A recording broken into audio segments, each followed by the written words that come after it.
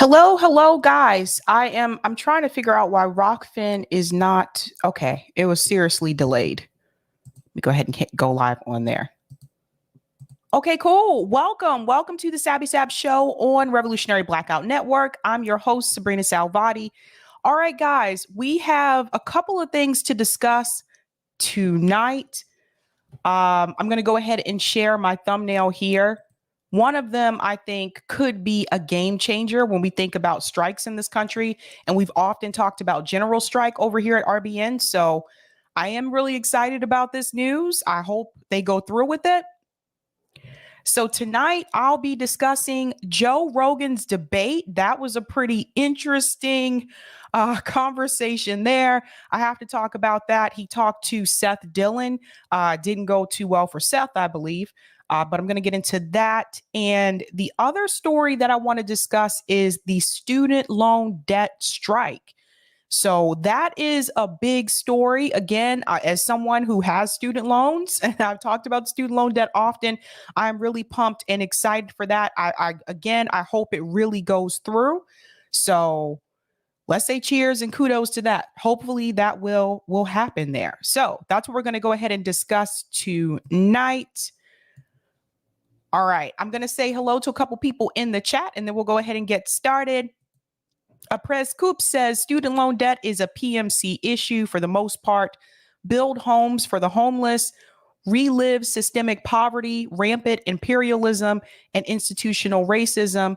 IOW prioritize in favor of socialism. I wouldn't necessarily say that student loan debt is a PMC issue. I know several people that have student loans that are not PMCs at all. So I don't know if I would make that generalization there. Shout out to Notori, says fire and a smile. Greetings, Peta Millo, says hello. Hello, Peta Millo.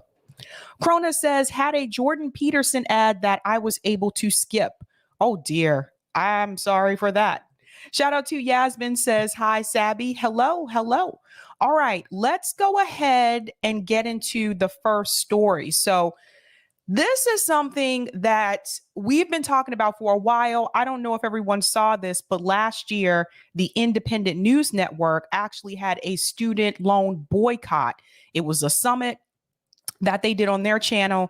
It was for, I think, about 10, 12-hour summit where they talked about the need for a student loan boycott. And they also discussed the reasons why these student loan companies are not willing to curb interest rates, all of that jazz. And there were multiple different panels that they had in reference to the student loan debt. Now, and I just saw this yesterday, so I'm going to go ahead and share this article here.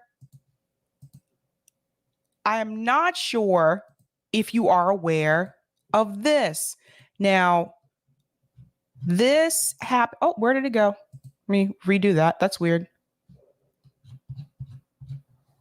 No, I hate these links sometimes. Let me go back in. Copy, paste. I think it's because, let me get rid of the 03 at the end. Okay, there we go. So listen to this, you guys, because I think this is going to be very telling if this actually happens, and I hope that it does. A group of student loan borrowers over the age of 50 are going on strike if Biden restarts debt payments in 2 weeks. I simply cannot pay off my student loans. So what is interesting about this, and I'm going to get into the article, is that this group in particular is over the age of 50. So this is not the millennials or the Gen Z. This is around that Gen X range. I think that's how you would characterize them. Yeah, the Gen X range. A lot of times when we talk about student loan debt, we talk about it from the perspective of millennials and as Gen Z. But what was interesting about this, these are people who are older, who are still struggling with student loan debt. And they're the ones that want to go on strike. Now, this is something that could really put some type of pressure on Joe Biden, because it's not just going to affect him per se or the Democratic Party. this will also affect student loan companies. If they decide they're not going to pay this debt back, this could actually be huge. So let's go ahead and get into this. So there's a picture here you see with a previous student says cancel student debt, $10K, no way. Don't go small, cancel it all. Join the debt collective. Now, I'm not sure if everyone is familiar about the debt collective, but we'll get into that in just a second. So they're already telling Joe Biden that this $10,000 that he's thinking about doing, that's not going to be enough. And it's not. And I can tell you from my experience, for most people, that $10,000 won't even cover the interest. So let's go ahead and get into this here. I'm going to make this a little bit larger for the people in the back. The Debt Collective announced a group of student loan borrowers over the age of 50 who will strike if payment resume. Known as the 50 over 50, the group intends to make zero payments if the pause expires after August 31st. Now that's zero. Education Secretary Miguel Cardona said borrowers will know soon if the pause will be extended. So let's comment on that for a second. Today is August 19th. Why are they dragging this out? I've heard this response from many people. They continue to say that we'll know soon if the student loan, there's going to be any type of changes with student loan payments, but they're continuing to drag it out. And I think that's disrespectful to all of us that have student loans that really kind of need this wiped out. I think it's disrespectful to tell us, oh, just wait it out and we'll decide something by the end of the month. That tells you just how much they care about us. Because when it comes to them giving billions of dollars to Ukraine, they didn't wait that out. They had no problem doing that instantly. So let's go back in. Millions of people with student debt are one paycheck away from resuming payments, but a group of older student loan borrowers have decided they won't be a part of it. On Thursday, the Debt Collective, a debtors union fighting for student debt cancellation, launched the 50 over 50, a group of 50 student loan borrowers aged 50 and older that have committed to go on strike if President Joe Biden restarts payments after August 31st. According to the press release, these borrowers are striking to highlight the destructive impact of student debt on older Americans, and they are a part of a broader action organized by the Debt Collective. Now, this is the group, the organization here that I was referring to earlier. The Debt Collective that would help borrowers who are willing and able to strike get their payments down to zero by enrolling in an income-driven repayment plan that would allow for $0 monthly payments, taking advantage of targeted loan forgiveness programs, or staying in school and deferring loans during that time. I want to comment on that for just a second. I knew someone, this is going to be kind of funny to some of you, but I knew someone who was a forever student. And for those who don't know what that is, there are some people, they'll go to college and they will purposely not graduate. They'll just continue taking classes over and over and over so that they don't have to deal with paying off these student loans. I actually knew someone who was like that. By the time I was graduating, I think they were like in their 30s and they were still a student. So this is one of the strategies that they're willing to try here, is to just stay in school and keep deferring them. And why would they do that? Well, because as long as you are a full-time student, you can continue to defer your student loans. Now, the interest will still accumulate, but some people can ride this out for a long time. You'd be surprised. You'd be surprised. Oh, Ferocious says, don't worry about credit scores. Loan managers will ignore them. Yeah, I think it's getting to a point in this country where people are getting to the point where they're like, I don't care about the credit. And here's the thing. If you already have bad credit, this may not bother you that much. But some people, and I'm hearing from people saying like, I don't care anymore, you know? So Eric W says, I'll probably be a forever student, LOL. Oh boy. Yeah. Let's go back in here. I'm going on strike because I simply cannot pay off my student loans. Now that's coming from Don Willis, who's a part of this 50 over 50 strike group. I've been paying for over 20 years and the interest just keeps adding up. And the amount has ballooned from 50K to over 100K. I want to highlight this portion here because I think there is a misconception about people who are having difficulty paying their student loan debt off. Notice she said here, I have been paying for over 20 years and the interest just keeps adding up and the amount has ballooned from 50K to 100K. This is actually a common situation where you do have people that have been paying on their student loans for over 10, 20 years, and they still haven't paid them off because the interest continues to increase. Now, how do you prevent that from happening? You have to pay enough so that the interest rate will not increase. Problem is, not everyone can afford to do that. So if you can't afford to do that, 9 times out of 10, you're going to make the minimum monthly payment that you're supposed to make. And meanwhile, the interest will continue to go up. So the interest is a big problem. I honestly think the interest rates need to go because this is what keeps people in debt.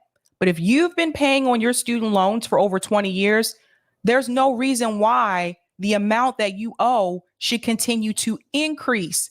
That amount should decrease. And I know a lot of people who are in this situation where they've done the right thing.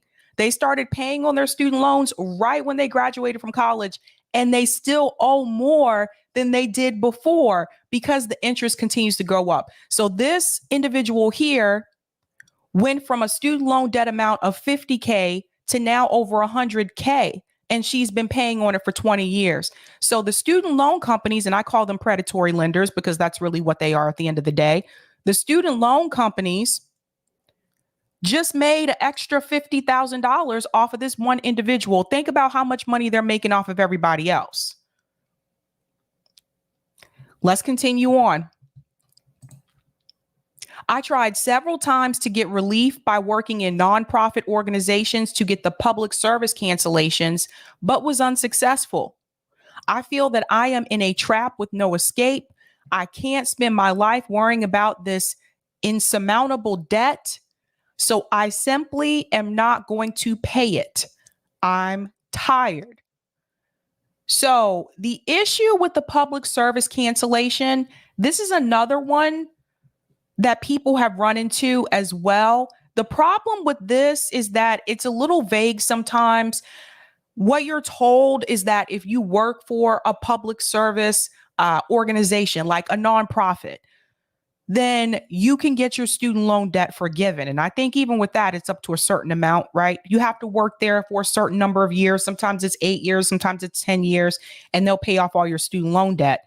But I have spoken to people who have done that only to find out that they actually did not qualify for it. So this is something that can change now and again. And I highly recommend if you're one of those people and you're thinking about doing that, working for public service, I really would sit down with a lawyer if you can to read through all the fine print to see if that job actually would qualify you for that public service cancellation. Because like I said, I've seen people go and do this and work for those nonprofits and then come to find out they're not going to do it at all. Leroy said capitalism is anti-education. You go.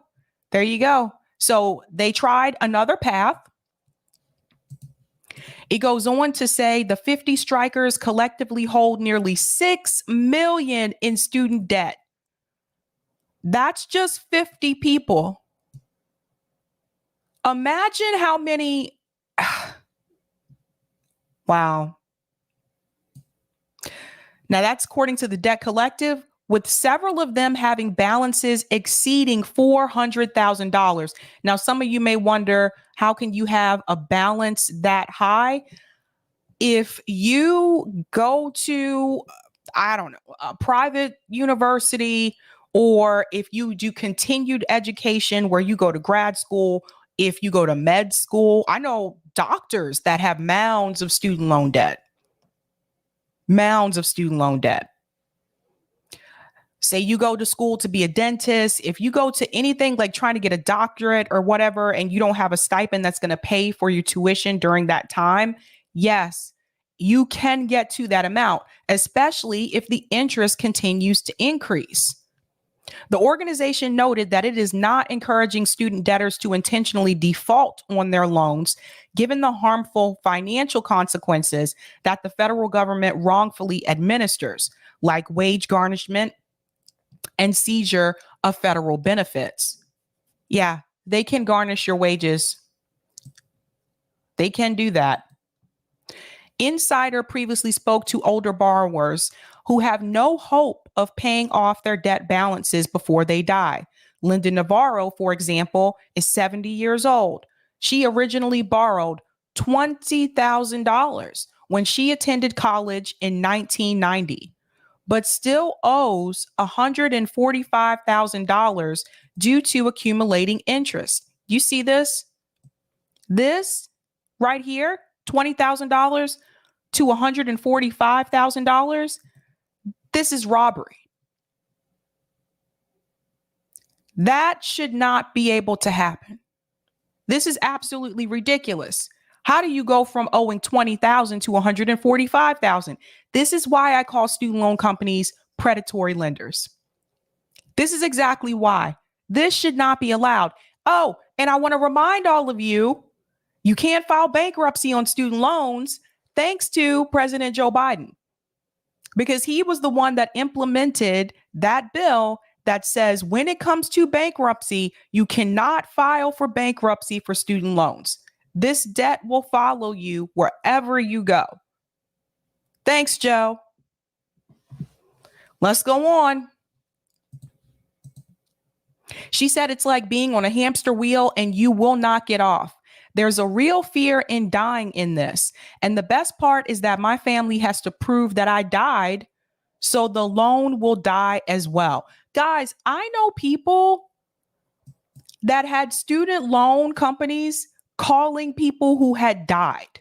People in their family that had passed away, and the family members told them that they passed away and sent over the documentation to show that they passed away, and they were still calling.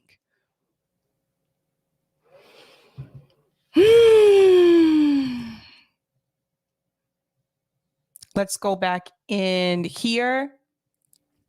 The payment pause is set to expire in under 2 weeks, and this is the closest federal borrowers have ever been to restarting payments without an update from Biden. Prior extensions of the payment pause have been announced with close to a month's notice at least, and while Education Secretary Miguel Cardona said borrowers will know soon whether the August 31st expiration date will be pushed back, it still leaves very little time to financially account for those changes. This is true. I mean, people have bills to pay. Additionally, Biden has confirmed he will make a decision on broad student loan forgiveness before August 31st, reportedly considering $10,000 in relief for borrowers making under $150,000 a year. Okay. But many advocates have been pushing for at least $50,000 in relief without any income caps to ensure any debt cancellation is as expensive as possible. So I do want to say this about this $10,000. That's nothing. And I also don't like the fact that it's means tested. If you're going to cancel $10,000 student debt, you do it for everybody. You don't make this a means testing issue where you say, I'm only going to give it to people who make under a certain amount. And let me tell you why that is important. Just because someone makes $150,000 a year, that doesn't mean that they can pay off all the student loan debt, especially depending on where you live. Let's say you're a software engineer You're making $150,000 a year, but you live in San Francisco because that's where your job is. That's not much in San Francisco, believe it or not. 150,000 still isn't much. That's the problem when you means test it. Also, let's say you make $150,000 a year, but you're not single. You have a family. You have 3 kids and you have the student loan debt. That's why you should not means test it. Just give it to everyone. So that is happening. Hopefully they go through with that. And I think it speaks volumes, the fact that it's people who are over the age of 50. So you see, it's not just millennials struggling with this. It's not just Gen Z struggling with this. You also have older people that are having to struggle with it as well. And the big problem has been the interest rates and the fact that people have not been paid a living wage. The minimum wage itself is still what, $7.25 an hour federally? So people aren't making what they should in this country. Now, there's a video that I want you to see.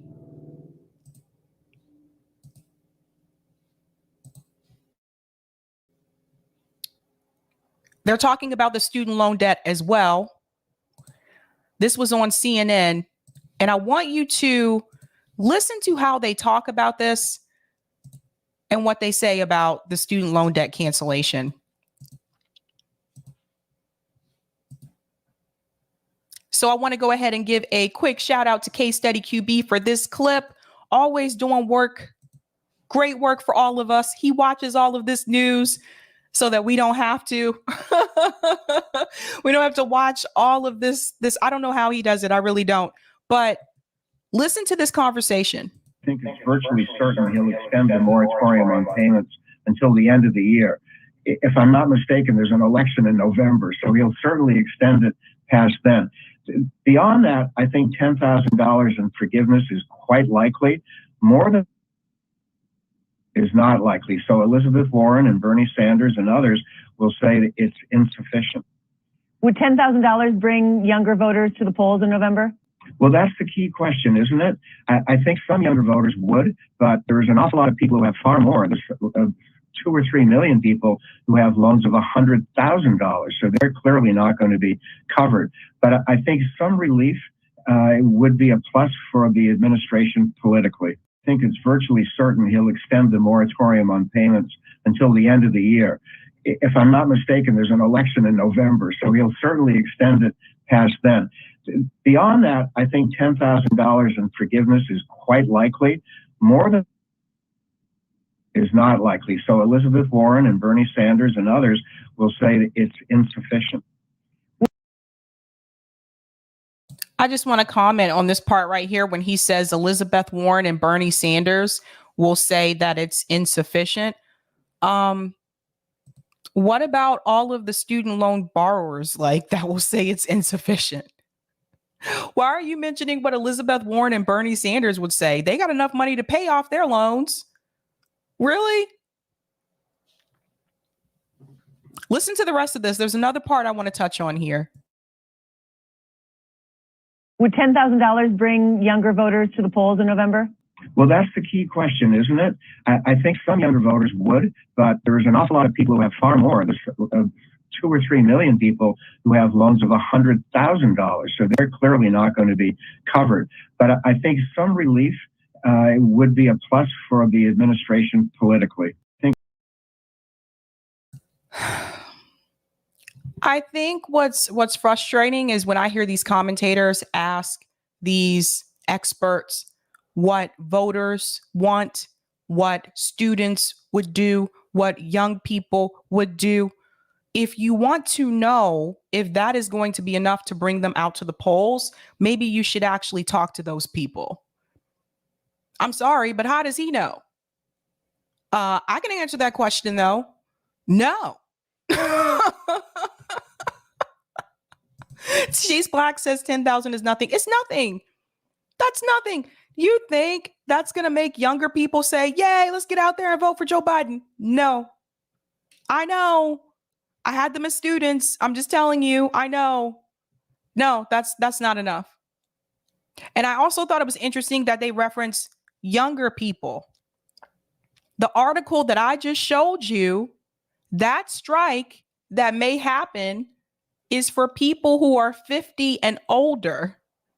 So here they are using these talking points to the public, to millions of people, to give them the impression that it is only younger people who are struggling with student loan debt, and it's not. This is why it's good to watch independent media. Really, this is why you got to hear these things. You really do. And when you look at the economic situation that the country is in right now, I'm just here to tell you that we are living in late stage capitalism. Things are not improving economically for people who are working class and for people who are poor. And also, to be honest with you, some people that are middle class are struggling too. So I think the best way to show you what that looks like, I have a clip here I want to show you.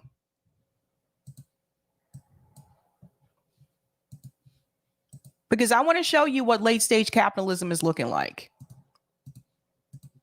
Now, this was shared by Breaking 911.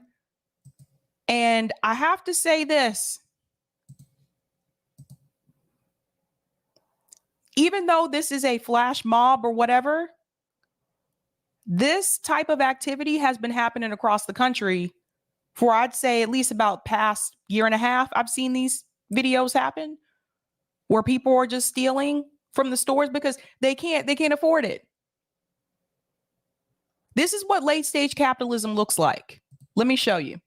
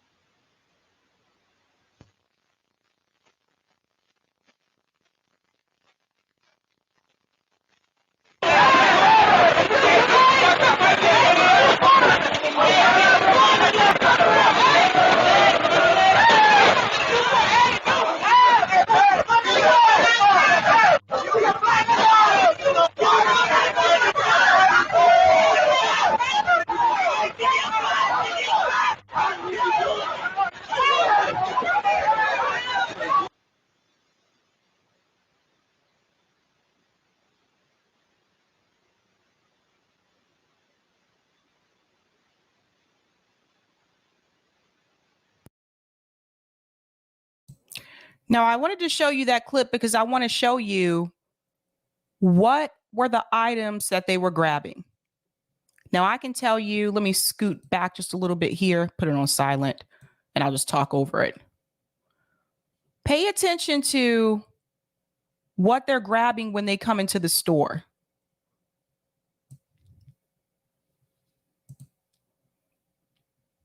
Food.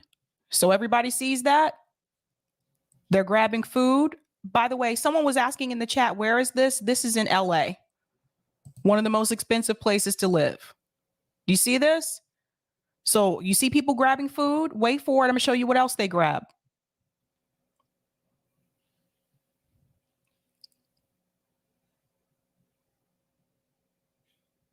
Now, you might be wondering, what would they grab behind the register? So as someone who has worked at a gas station and convenience store before, I can tell you exactly what they're grabbing. Just wait for it.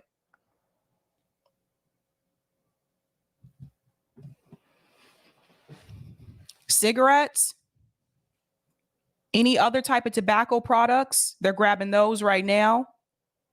If they're cigars, they would probably be there as well. But there's something else I want to show you that they're grabbing. And this is the part that I think may not stand out too well to people.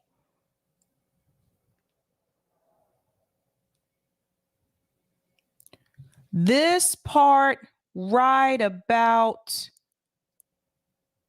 let me find the guy here. Okay, this gentleman right here, you see the paper? You know what that is? Those are lottery tickets, scratch tickets. This is late stage poverty. I have to tell you something. JB did a video about this on his channel. I highly recommend you check it out, about how lottery tickets are a scam. One of the things that bothers me, I wouldn't say bothers me, but I feel is disturbing, is that every time I go to the gas station or convenience store, you know who I see buying lottery tickets and scratch tickets? Older people. Every time. People that are like in their 60s, 70s, 80s, buying scratch tickets and lottery tickets. And there is no way that in a country as wealthy as the United States, that someone, by the time they're 60, 70 years old, there's no reason for them to have to hope that they could win some money from a lottery ticket by that time in your life. If people were given a living wage, you wouldn't see all these people buying lottery tickets. It's sad. It's sad. When I worked in a convenience store, I remember there was one guy, he used to come in every week. Every week he would buy lottery tickets. Every week. Would never win. And so you just basically lost the money that now who's buying the lottery tickets? Who's buying them all the time? Typically, people who need the money. People who want that, who need extra money in their life. So what you see right here in this clip, this part right here, that's exactly what he's grabbing. Those are the lottery tickets.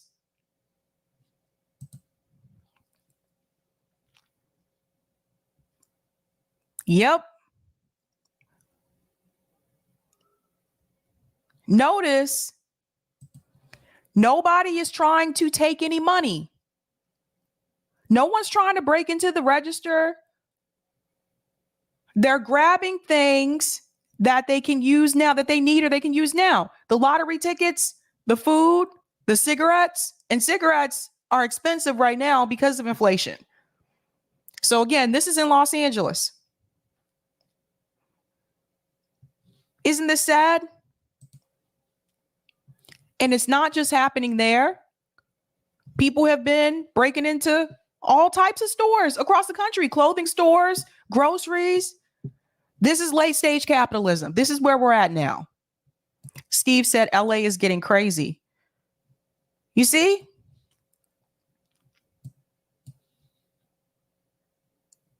So yeah, economically, it's not great.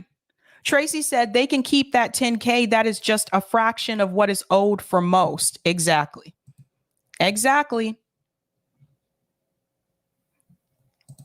Justice said you can sell cigarettes. That's true. That's true.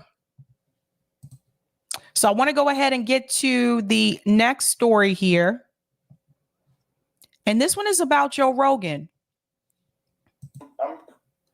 Now, this was a pretty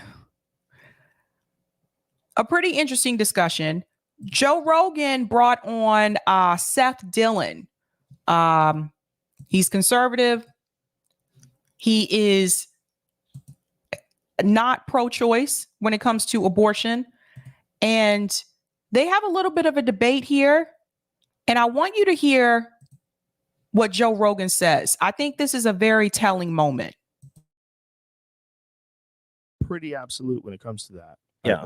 And not just free speech amongst every subject, not just amongst a woman's right to choose or abortion laws. Yeah. And this idea that you can't have someone who is a Christian who talks to another person who's a Christian, and maybe they were on the fence about something, and you convince them to have a child, and it's the best decision they have ever made in their life, and they love their kids so much they couldn't imagine they were thinking about getting an abortion. Right. That's real too. Yeah. That's real too. There's also women who have been raped who should not have to fucking carry some rapist baby. There's women who have been sexually assaulted before the age of 14. There's also, hold on though. But hold on, don't stop me. Okay. That's real too. And we all have to agree.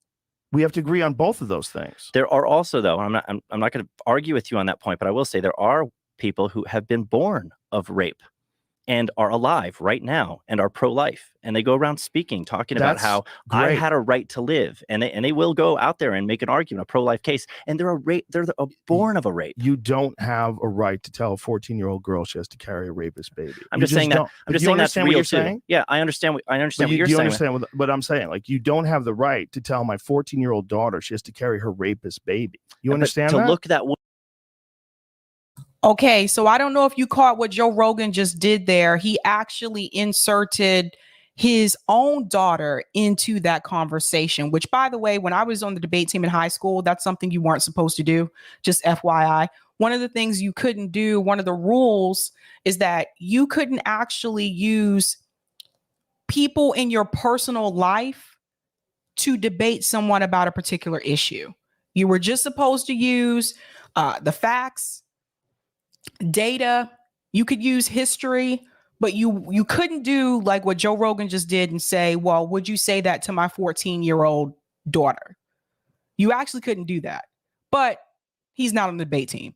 Anywho, he basically just inserted his own daughter into that discussion, and I think that was to get Seth to pull back, but it doesn't really go that way. So let's go back in.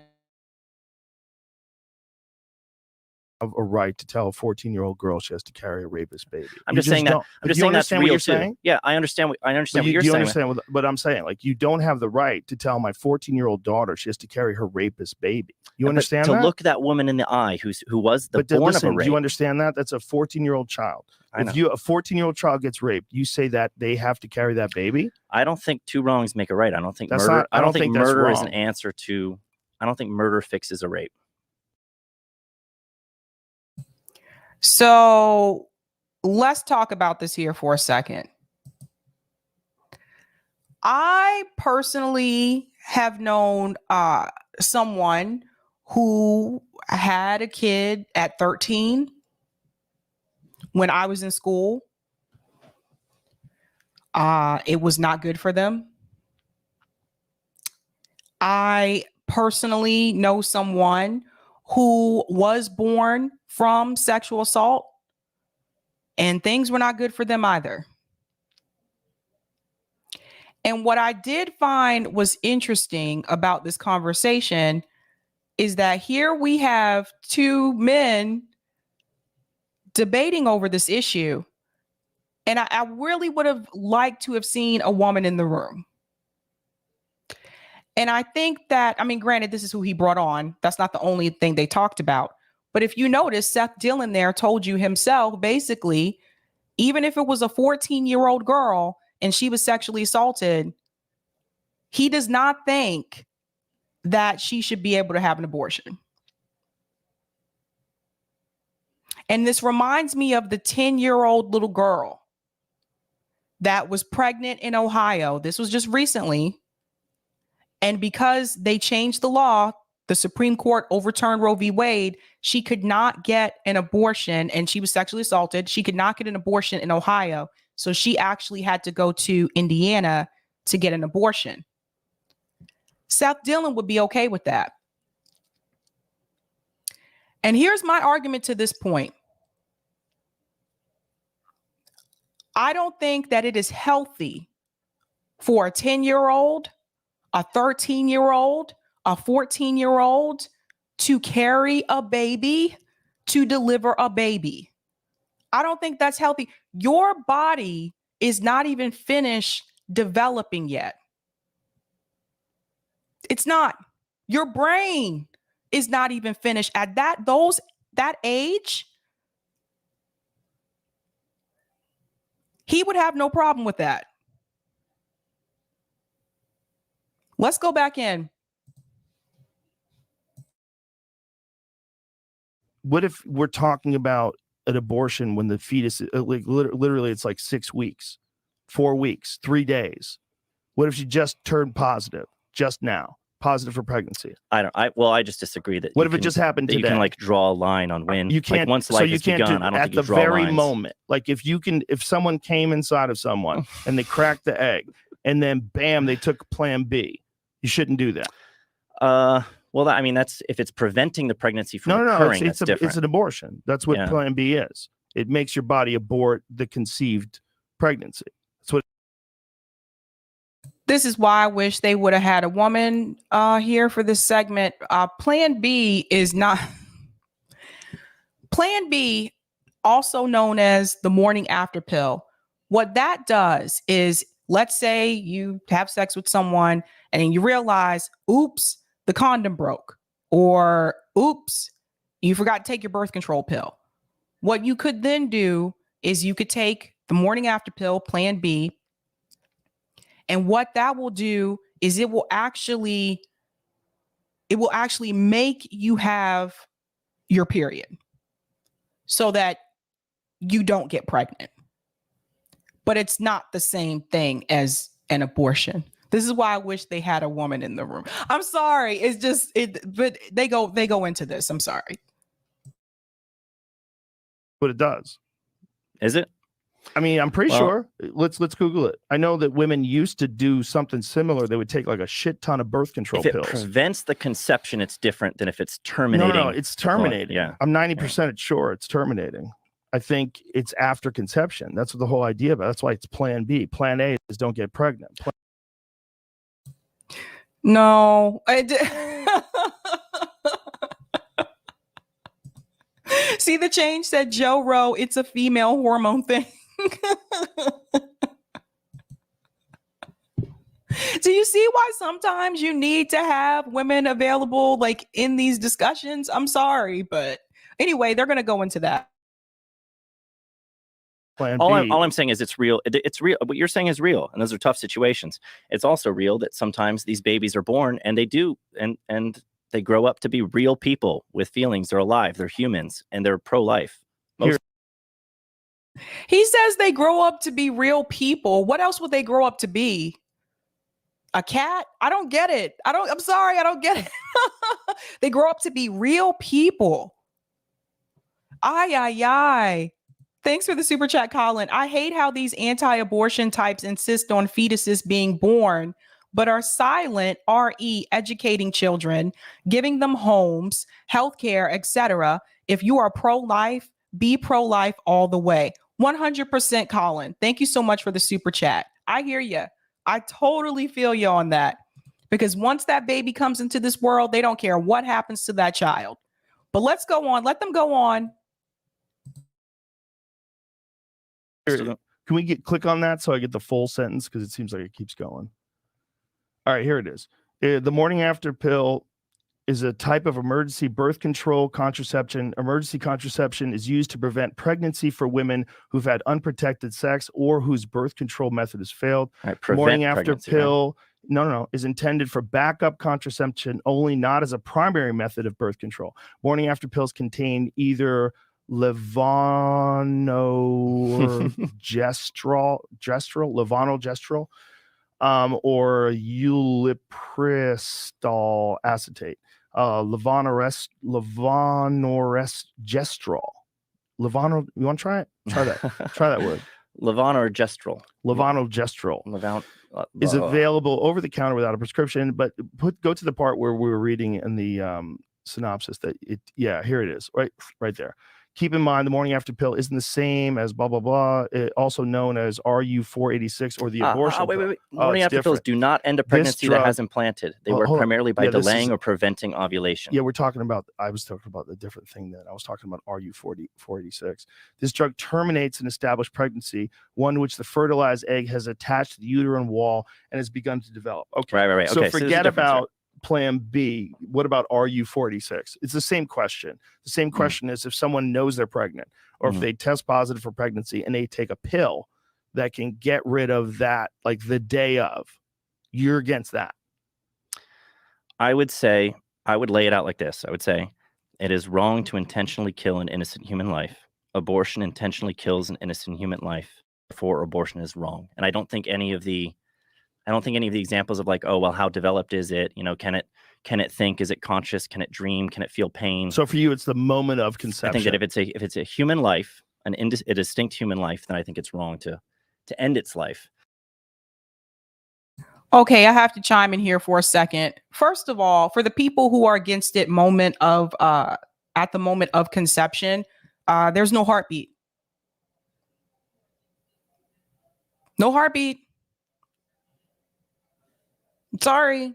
This is why you need to educate people. The other thing I need for people to understand is that for a lot of women, they don't even know they're pregnant within the first 4 weeks. Usually the way a lot of people find out is they miss their period. And then they're like, wait a minute, something's not right. Yeah, exactly. Bryce said it's still a few cells. Yeah, there's no heartbeat. And see, I've seen people get into these discussions before, this back and forth of when does the life begin? Is it the moment of conception and yada, yada, all this kind of stuff. But it's just, I feel like it's just an excuse for them to tell you what to do with your body. Because what happens to that 14-year-old girl that is forced to have that child? What happens to that girl? Who's going to help her raise that child? And some will say, well, the parents, what if she's from a single parent home? It's just her and her mom. Her mom's working 2 jobs and she still has to go to school. Who's going to help her take care of that kid? So then she may have to drop out of school, right? So she can take care of the baby, so she can get a job, pay for a babysitter, take care of the baby. What kind of life is that baby going to have? See, these are the parts that they don't want to talk about. They don't really want you to go on to have a productive life. They don't really care about the education that child's going to have, right? They don't care whether or not that child's going to be able to have any type of health care. They don't care about what happens to that child once they come into this world. They just want you to have the child. Let's go back in. And so you think that do you think that once the conception happens, there's some sort of a miraculous event, like at the very moment, like you could literally get to the point where the sperm cracks the egg. If you could scoop that egg out right there, would that be abortion? Well, I mean, at some point you're going to have to say there was a magic moment that happened because you believe that we eventually become valuable humans, right? Well, listen, where's the moment where you think the magic happens? Let me tell you my perspective on this, because I've said this multiple times, but it bears repeating. I think abortion is a very human issue in that we're messy. Yeah. And it's a very messy issue. It's complicated. Bill Burr has a very good bit about it in his last comedy special, where he says, I agree with your right to choose, but it's also killing a baby. Right. You know, and it's a very I like that bit. It's a good bit. Fantastic. He's talking about the oven, baking something in the oven. Yeah. When you talk about like someone who's at 6 months or 9 months, that gets crazy. That's like you're literally killing a baby. You're killing a baby that could exist outside the womb. What if rape produced it and it's 8 months old in the womb? It's a good question. That is not a good question. Who is having an abortion at 9 months? Do you guys see the problem with this logic? When Seth Dillon comes back to him and says, oh, well, what if it's a product of sexual assault and it's in the womb at 8 months? Who is having an abortion at 8 months? This is ridiculous. Like, seriously. And Joe Rogan goes, that's a good point. No, Joe, that's not a good point. You should have pushed back on that and said, who is having an abortion at 8 months? Yeah. That's also what makes it a very, very messy conversation. It's tough. You know, there was a story that came out recently that someone had said that this woman got in trouble for having an abortion because they got a hold of her Facebook messages. And then my wife sent me the actual story. The actual story was, it was a late term thing. She was trying to poison the baby. But the right. actual story is that she took medication online. She had a miscarriage because of that medication. She took stuff to kill her abortion, to start the abortion rather. And then her and her mom buried the stillborn. Investigators seeking a warrant said they later learned her mother had bought the oral medication online to end her daughter's pregnancy. That information was gathered in part from but find out how far along she was. Because I think she was far along. And that's, that's where it gets crazy. 23 weeks. Perhaps as long as 29 weeks. Wow. Oh, He's pointing out a rare example. See, this is, oh dear. Oh my God. Oh my God. They killed me when they didn't explain plan B correctly. I'm just going to go ahead and say this. This is kind of how I see this. Again, whether it's sexual assault or not, I feel that is the woman's decision. I feel it's their choice. I know people who have had abortions. I don't know anybody who went out there and had an abortion at 8 months, 9 months. I mean, there are regulations at a lot of these abortion clinics. And I got to tell you, if they think that just because you implement these strict laws that women are still not going to do that, they're wrong. Women will still find ways to have abortions just like they did before abortion was legal. They've always found ways. So this idea to control, this need to control, it's very concerning, very concerning. And I told you my theory about why I feel like they are really pushing that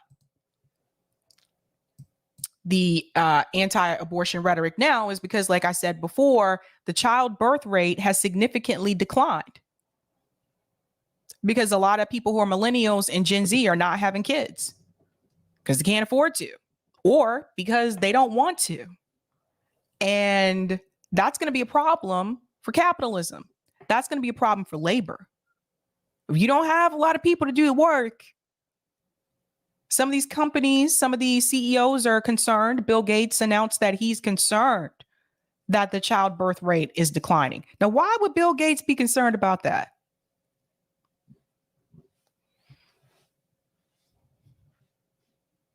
I don't know. I got to tell you, man, it's a hot mess. I'm gonna go to some of the comments here. Tracy says, what job can you get at 14? So I had a job when I was 14. I was a babysitter. I got paid. I actually got paid pretty well. Think about it, like just babysitting. You can babysit depending on what state you live in, depends what you can do too. There are also jobs that, I mean, let's be real. There are also some jobs that you can get where you're paid under the table.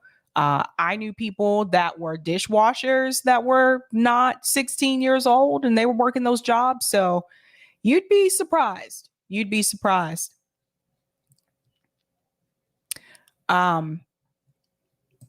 Born Center Cold World says, usually these crazy 8-month termination pregnancy stories I've heard of were teen girls who got pregnant and hid the pregnancy and waited until labor or the last moment. Interesting.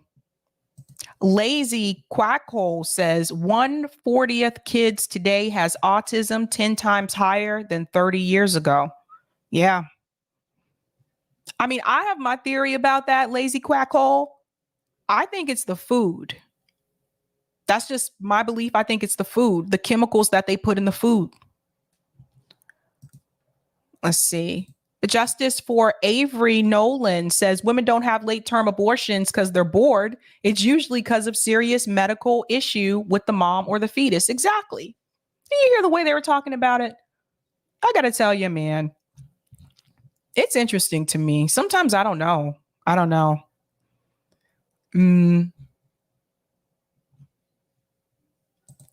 Nippy said worked 12 hours a day in a mine when I was 14. Wow. There you go.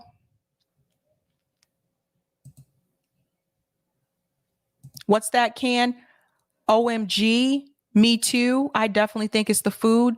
Yeah. I mean, like I don't know you guys, but like my parents, when they tell me about the way that they grew up, and how food was back then, how food tastes back then compared to how it tastes now. Because you got to think about it, like when my parents were growing up, especially when like grandparents were growing up, they didn't even have a microwave. So when they ate food, like my mom was like, you sat down at the dinner table and you ate food together, like as a family. There was no, I'm going to go heat this up in the microwave later. So when they were eating it, they were eating things that were fresh most of the time.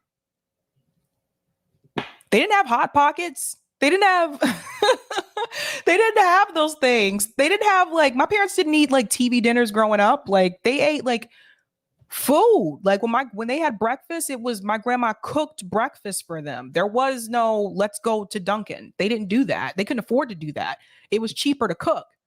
So, but I'm telling you, like, I don't know, man. I think it's the food. I really do. What's that, Shock G? Food tastes hella weird now. Yeah. I actually bought like the Chips Ahoy chocolate chip cookies, which were my favorite as a kid growing up, and they don't taste the same. They do not taste the same. They taste a little bit more on the saltier side. I feel like they're smaller than they used to be. Same thing with cereal. Like if I buy a box of cereal now, all of a sudden it's like halfway full. It doesn't taste the same as it used to. I just feel like they found a way to cut costs and not make the food as good as it used to be. Don't even get me started. I know I'm talking about snacks, but don't even get me started on things like my mom used to put in my lunchbox, like the little Twinkies. Like I had a Twinkie a couple years ago and it tastes like cardboard. Like it's just not the same. What's that creative experiment said Trader Joe's ribeye had no flavor? I like some things from Trader Joe's, but their meat section, I don't. It's okay. Oh man. Oh boy. Swanky Tia said they have a weird aftertaste. Yeah. Preservatives. That's right, Sam. That's right. All right, guys, I'm about to head out. If you want more Sabby, I'll be live on my channel at 8 p.m. Eastern Standard Time. I do have someone coming on tonight, at least for the first part, like 30 minutes. But I'm going to be discussing a couple of things tonight. John Fetterman and Dr. Oz Fear. I can't wait to get into that story because I don't think either one of them are good candidates, to be honest with you. I'm also going to discuss Liz Cheney 2024. So they're already putting that in people's ears, believe it or not. And that's actually going to be the story for the call-in segment tonight, how Democrats are trying to prop up Liz Cheney for 2024. Also going to discuss the Nina Turner issue. So there's someone coming on tonight that is from Cleveland that has been trying to warn people about Nina Turner's, running for office long before she decided to, and tried to warn people that Nina Turner would not win. And also this goes back to the Bernie Sanders days as well, about her joining the Bernie Sanders campaign. So they've written blogs about this. So they're going to come on and talk about it. I believe he was also on Status Quo and talked about this as well. And then also I'm going to discuss Brian Stelter is canceled. So we're going to talk about that tonight. Should be a pretty good show. But other than that, guys, that's all I have for you. And I have to head on out, but have a good night. And I usually say keep up the fight with the image, but the images are gone now. I don't know what to put up here now. Oh well. Have a good night. Keep up the fight.